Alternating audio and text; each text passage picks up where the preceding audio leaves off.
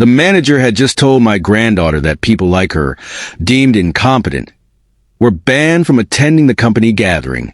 Her voice trembled as she recounted the words, and a single tear rolled down her cheek. "It can't be helped," she said, trying to rationalize the unfairness. I wasn't able to attend high school properly, so it's only natural the manager would say that. She forced a weak smile, but the sadness in her expression was undeniable, and it felt like my heart was being crushed. I couldn't just stand by while my precious granddaughter suffered like this. Overcome with anger, I raised my voice and started walking toward the venue, ready to confront the manager myself. But before I could take more than a few steps, my granddaughter quickly grabbed my arm, stopping me in my tracks. "Please don't, Grandpa. I'm still a new employee, and I don't want to cause any trouble at the gathering." Her words forced me to pause and calm down, but that didn't mean my anger had vanished. As soon as we left the hotel where the event was being held, I made a decision. I picked up my phone and made a call. "Hello, it's me. About that $100 million contract. I want to cancel it." I said it firmly, not waiting for a response before hanging up the phone. "My name is David Davis, and I'm 70 years old.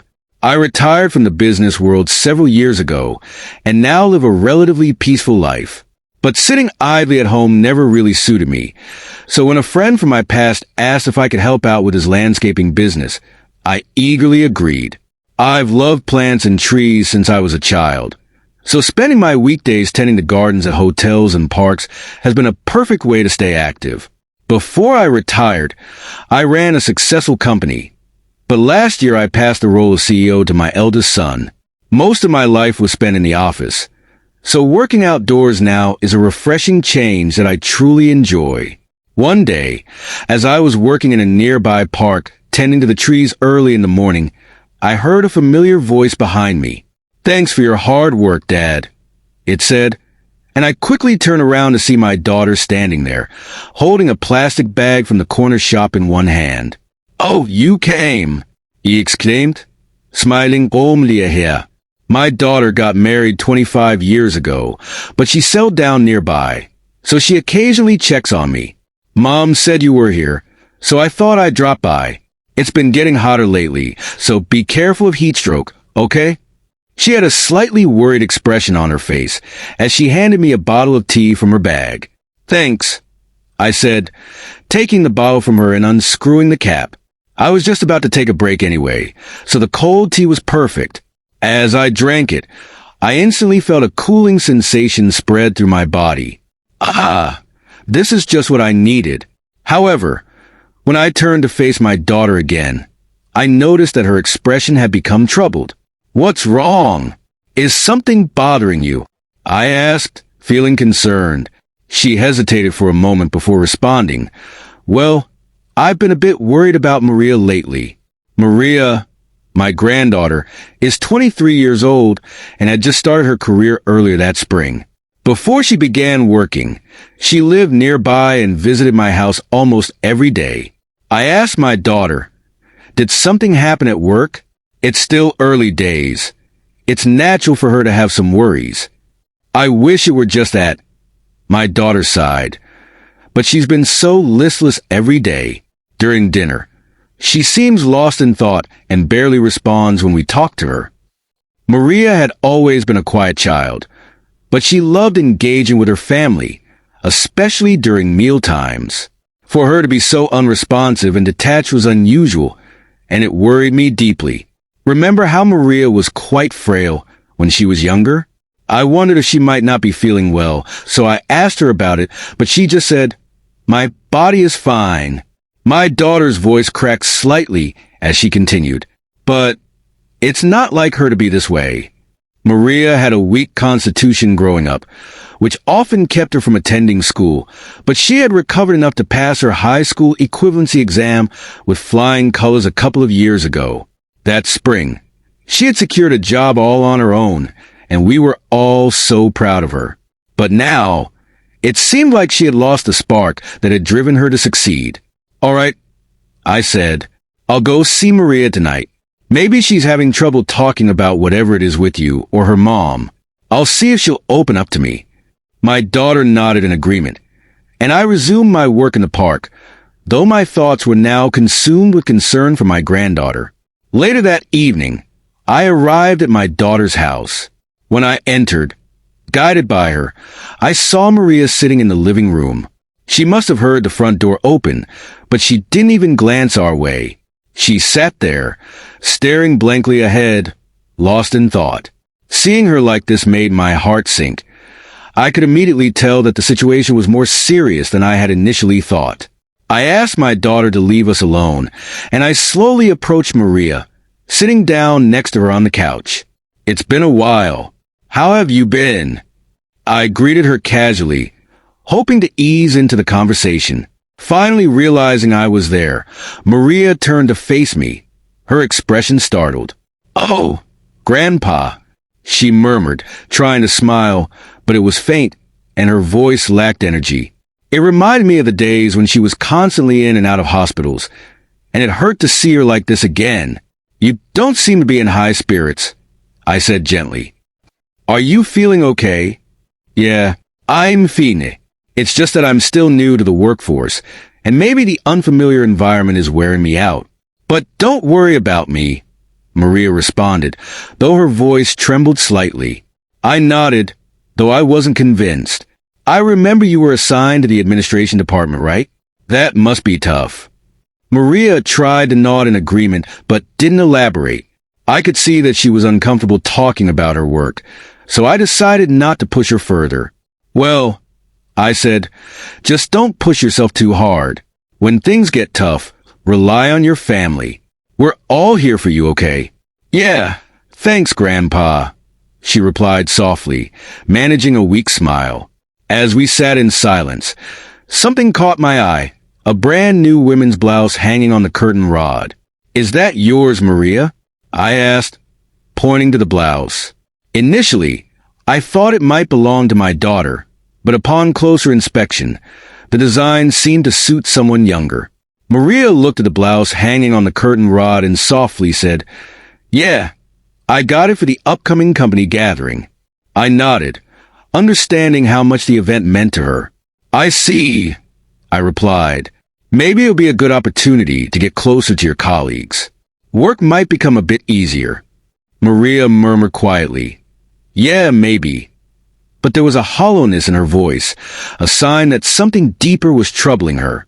It was clear she was struggling with something at work, but I knew better than to push her. Sometimes, forcing someone to talk only makes things worse. I decided to let the matter rest for now, and left her house, my mind heavy with worry. A few days later, I was trimming trees and shrubs in the garden of a nearby hotel, where I often worked. Around noon, as I was finishing up, I glanced toward the hotel entrance and noticed a large sign that caught my attention. It had Maria's company name on it, along with the words "Company Gathering Reception." My heart skipped a beat. This was the very event Maria had bought her blouse for. I continued trimming, but my attention was drawn to a group of businessmen walking nearby. As they passed, I overheard one of them say, "Are we sure it's okay to leave all the preparations to her alone?" His tone was filled with concern. Another man, older and more authoritative, responded dismissively. A low-educated, useless woman who didn't even finish high school is perfect for menial tasks. The words hit me like a punch to the gut. Could they have been talking about Maria? My chest tightened with anger and dread. Finishing my work as quickly as I could, I decided to check out the gathering. Following the signs, I made my way through the hotel and eventually reached the venue. The doors were already closed, and the event seemed to be in full swing. But just outside, standing alone with a downcast expression, was Maria. She was wearing the blouse she had bought for the event. "Maria, what are you doing out here?" I called to her, startled by the sight. She flinched when she heard my voice, clearly not expecting to see me there. "Grandpa, what are you doing here?" she asked, equally surprised. "I happen to be working here today, doing some pruning," I explained. "But why are you out here?" The gathering seems to have already started. At my question, her face darkened and she averted her eyes. Well, it's because her voice trailed off, and I could see she was struggling to speak.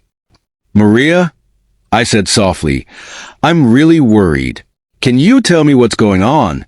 After a long pause, she finally opened up, her voice barely audible. The manager said that incompetents aren't allowed at the gathering. Incompetents? Who are they talking about? I asked, dread growing in my chest. He meant me, she whispered, her voice trembling. He said anyone who barely attended high school is useless. As she spoke, a single tear rolled down her cheek. Hearing this, I felt my fists clench involuntarily. The anger that surged through me was almost unbearable.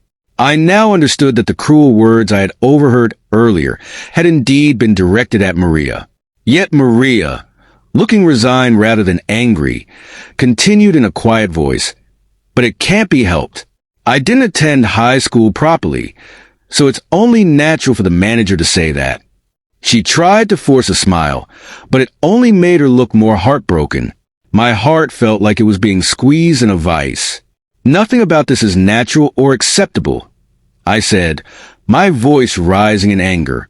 Without thinking, I started to walk toward the venue, determined to confront the manager who had belittled my granddaughter. "Grandpa, where are you going?" Maria quickly grabbed my arm to stop me, but the anger coursing through me wouldn't subside. "I can't just stay silent while my precious granddaughter is being treated like this," I said, trying to shake off her grip, but Maria tightened her hold. "Please don't," she begged. "I'm still a new employee, and I don't want to cause any trouble at the gathering." "But that doesn't mean you should just endure this," I shot back. But Maria interrupted me before I could continue. "Even though I passed a high school equivalency exam, my highest level of education is still middle school. But this company accepted me despite that. That's why, no matter what happens, I want to keep working here. Please don't make a big deal out of this." Her words made me pause. My anger began to subside, replaced by a deep sense of sadness. I sighed heavily, feeling helpless. "All right, I'm sorry for making you uncomfortable," I said quietly. "But remember, enduring everything isn't what makes you an adult. Keep that in mind." I patted her gently on the shoulder and walked away from the hotel. But as I left, my anger reignited. I couldn't just let this go, not after seeing what Maria had endured. The moment I got outside, I pulled out my phone and made a call.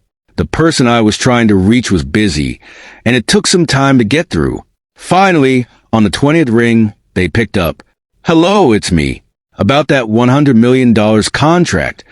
I want to cancel it," I said firmly and hung up the phone without waiting for a response. Even though Maria had asked me not to make a big deal out of the situation, I couldn't let it go. I was determined to make sure that those who had hurt her would regret their actions.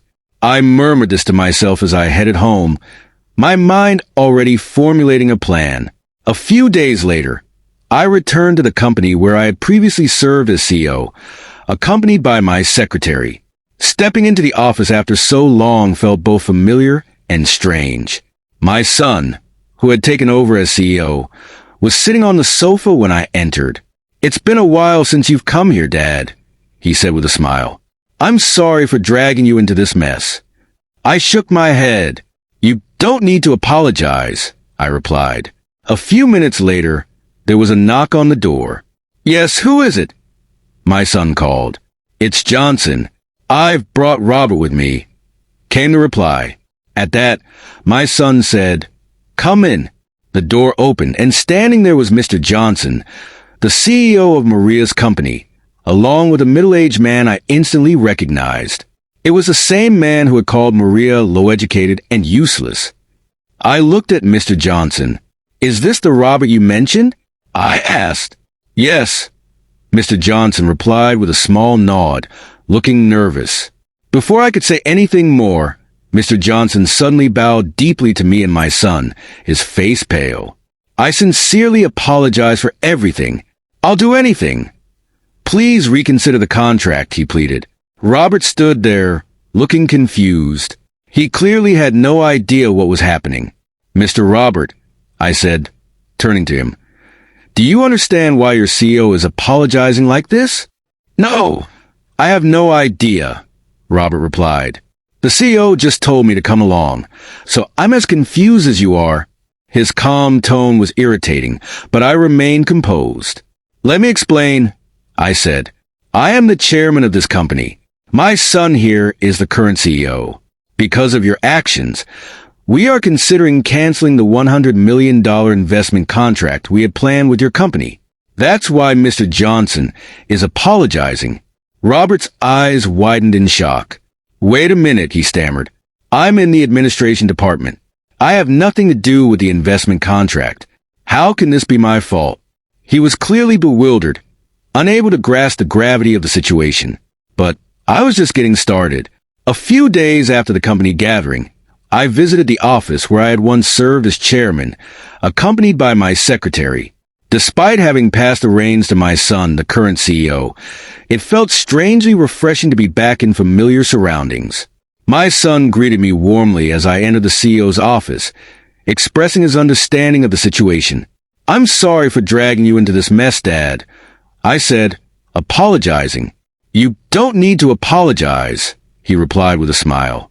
We're doing the right thing. A few moments later, there was a knock on the office door. My son called for them to enter, and in walked Mr. Johnson, the CEO of Maria's company, accompanied by a middle-aged man named Robert, the very same person who had insulted Maria. Robert had referred to her as a low-educated, useless woman who didn't even finish high school during the company gathering. As soon as Mr. Johnson entered, he greeted us with a deep bow, his face pale and visibly distressed. I sincerely apologize for everything. I'll do anything. Please, reconsider the contract, he said, almost pleading. Robert, meanwhile, stood there confused. He hadn't expected to be part of this meeting. I turned to Robert and asked, Do you understand why your CEO is apologizing to us? No, I have no idea, Robert replied, still puzzled. The CEO just told me to come along, so I'm as confused as you are. Let me explain, I said. I'm the chairman of this company, and the current CEO is my son, who is sitting right here. We are considering canceling the $100 million investment contract with your company because of your actions. At my words, Robert's eyes widened in shock. He seemed at a loss for words, clearly unable to comprehend the gravity of the situation. Even though I had stepped down as CEO, my role as honorary chairman still gave me significant influence over the company, and I had made the decision to cancel the investment contract shortly after learning about Maria's mistreatment. But I work in administration. I had nothing to do with the $100 million investment contract. How is this my fault? Robert exclaimed, desperately trying to deflect responsibility. I leaned forward slightly and asked, May I ask you one question? Robert, still confused, nodded. Yes, go ahead. I continued. A few days ago, there was a company gathering at a hotel. I was there for unrelated work, but I noticed something unusual. A female employee was standing outside the entrance, not allowed to attend. Can you explain what happened? At this, Robert's eyebrows twitched slightly, though he quickly composed himself. Oh, are you talking about the new employee, Miller? He asked, now sounding more confident. There was a good reason for that. She didn't even properly graduate from high school, makes frequent mistakes, and couldn't handle the preparations for the gathering. To prevent further problems, I had her wait outside. His blatant lies filled me with anger, but I maintained my composure. That young woman, Miller, is quite capable, I said, watching Robert's confidence falter. What? Robert blurted out, now visibly caught off guard. I understand she passed the high school equivalency exam with top marks and was even told she could attend a prestigious university. Yet, she chose to enter the workforce early, wanting to contribute to society. I continued. Robert, now clearly flustered, tried to defend himself. No, it's just that she really does make a lot of mistakes. Isn't she on paid leave today? I asked calmly. Yes. But how do you know that? Robert stammered, his eyes widening in shock. Without responding, I whispered something to my secretary, who then moved toward the door and slowly opened it. Standing there was Maria. Robert's face drained of color, and his mouth fell open in disbelief. "Maria, come in," I said, and she quietly entered the room, standing beside me. I turned back to Robert and spoke firmly. "The young woman you called incompetent is my granddaughter." At this, Robert's face turned an even paler shade, and beads of sweat began forming on his forehead. His entire demeanor had changed. He was clearly terrified now. "I've heard everything from my granddaughter," I continued. "You dumped all the preparation work for the company gathering on her, didn't you?" "I didn't do that." "You can't accuse me without proof." Robert frantically shook his head, attempting to deny the accusations. I remained calm. "But I just heard you admit to it moments ago." Robert's eyes widened in disbelief, but he remained defiant. "You must have misheard. I don't remember saying anything like that." Seeing that Robert was still trying to wriggle his way out of the situation, I pressed further. "I was pruning the garden at the hotel that day. I overheard you laughing about it as you walked past me." At this point, Robert looked visibly shaken, though he still attempted to deny his actions. "You must have been mistaken. And even if I did say something, is that really a reason to cancel a $100 million contract?" Robert turned to Mr. Johnson, seeking support. "This is unfair. So, you don't have to apologize to these people." Mr. Johnson, however, didn't take his side. With a somber expression, he said, "Robert, I'm afraid there's evidence." "What evidence?" Robert asked, now completely lost. Mr. Johnson explained, "We conducted a confidential internal investigation after being informed about the situation. The results are clear." I handed over the document with the investigation's findings to Robert. He began to read, and as he did, his hands started to tremble. "The investigation revealed numerous accounts of your mistreatment of Maria. You assigned her menial tasks, like making tea and cleaning, and verbally abused her. Many people in your department felt sorry for her, and they were more than willing to cooperate with the investigation," I explained. Robert could no longer hide behind his lies. His hands shook uncontrollably as the pages of the report fluttered to the floor. In a final act of desperation, Robert mumbled, "But I heard she didn't even go to high school, so I was worried she'd make mistakes. That's why I gave her those tasks." I ignored his pitiful excuse and turned to Mr. Johnson. "The rest is up to you, Mr. Johnson. As I said before, our companies have had a long-standing relationship. I prefer not to cancel the contract unless absolutely necessary." Mr. Johnson, seeing an opportunity to redeem his company's image, quickly agreed. "We've almost finalized the disciplinary action, and I promise to deal with this matter very strictly." As soon as he said this, Robert collapsed to the floor, speechless.